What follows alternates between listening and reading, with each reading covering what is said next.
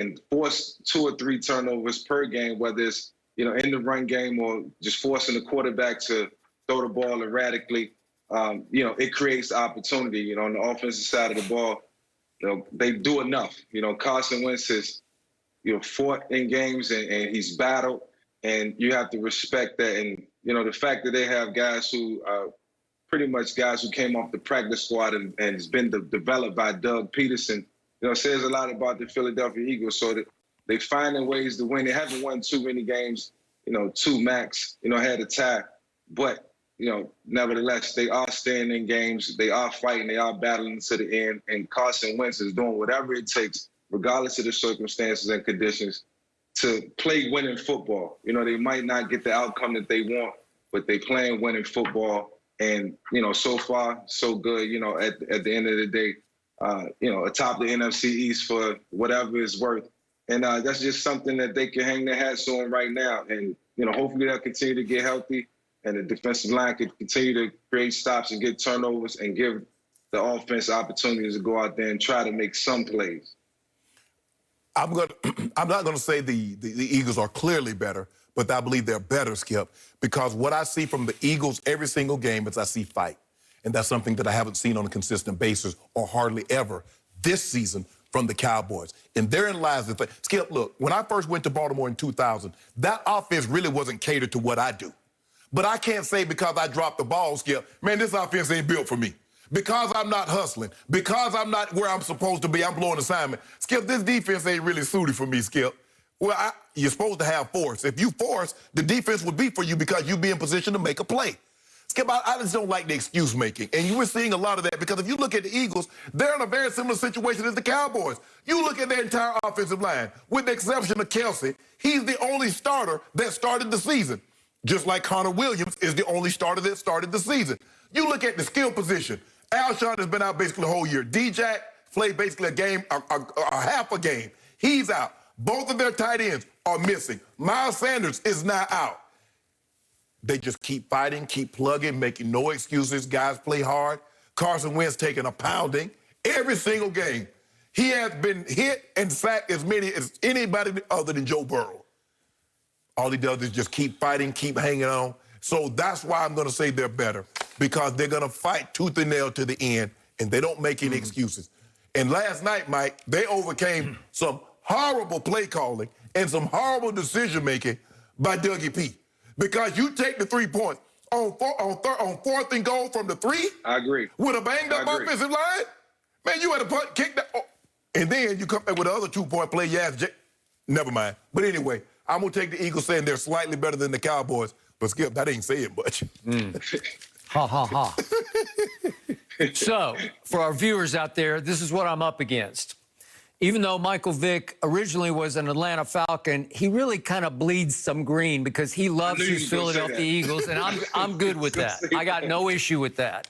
And the guy across from me at the table live here in studio despises the Dallas Cowboys. He lives to hate the Dallas Cowboys. So I got it. You're going to say, yeah, and you're actually reasonably objective in your assessment. Yes. Okay. I will give you this. The Eagles are playing better than the Cowboys are playing. I do not believe, and I'm going to be stubbornly proud about this because I was born and raised a Cowboy fan, I do not believe the Eagles are better than the Cowboys.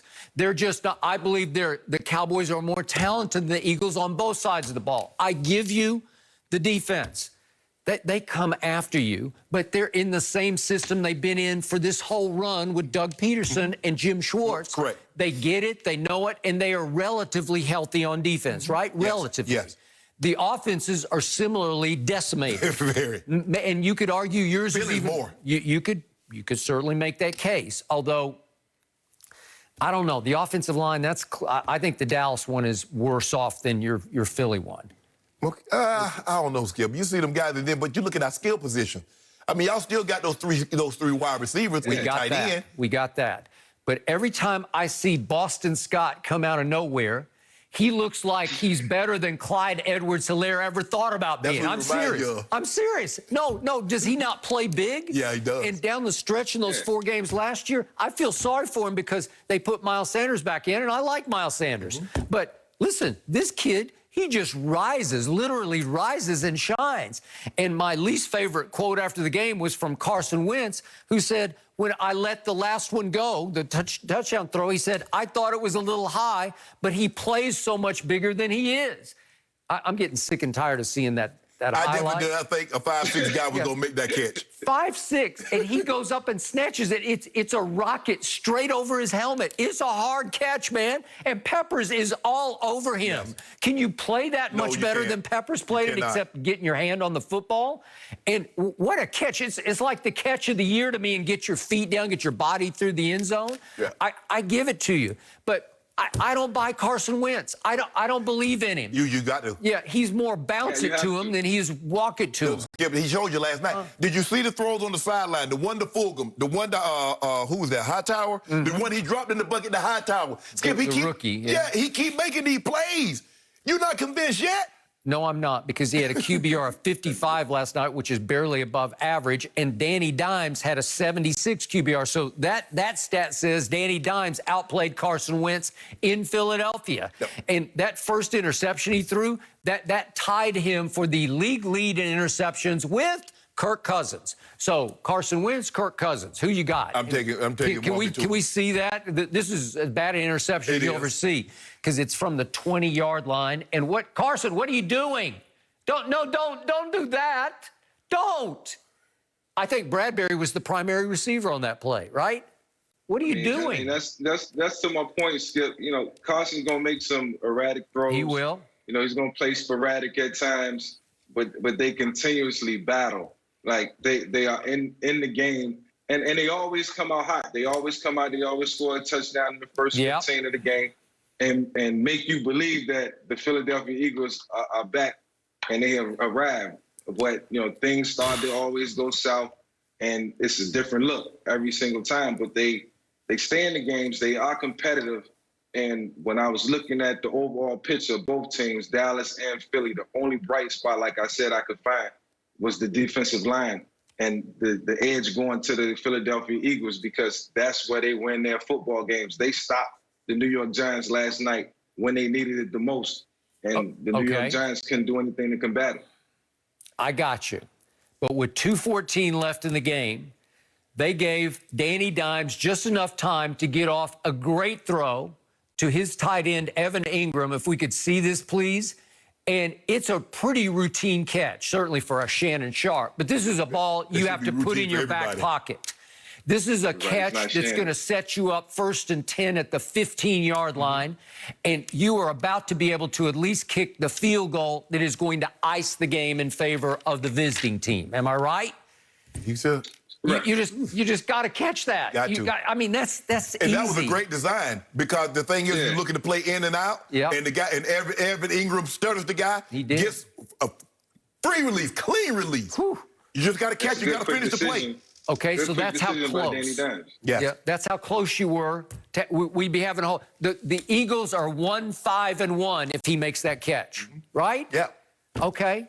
But you got me. Right now, my team's horrible. My team's got nothing going. Yeah, I like that. I like the way you say that. You emphasize horrible. Well, they're horrible. They're on pace to give up more points than any team in the history of pro football. Counting on that. How can I defend that? Counting on it. They have the most turnovers in all of pro football, and they have the worst turnover differential. Not surprised. How can I can't defend it, right? But Skip. Go ahead, Mike. You spoke about Boston Scott. And Boston Scott came off the practice squad, and he was developed last season. He emerged last season as a playmaker, so to speak. The Dallas Cowboys have every opportunity to develop those guys that's on the practice squad, just like everybody else. And I think this would be a message to every team around the league to get the second and third team guys ready. Yep. Don't just let them not get reps and not, have an opportunity to, at least feel what the game is all about throughout the week. You got to prepare those guys as if they're going to play, and I think that's something that the Dallas Cowboys have to do moving forward. It's a great point, but unfortunately right now, at running back, I have a play breaker. His name is Ezekiel Elliott, and he is fumbleina, man. He's fumbling right and left. He's got more fumbles than anybody in the league.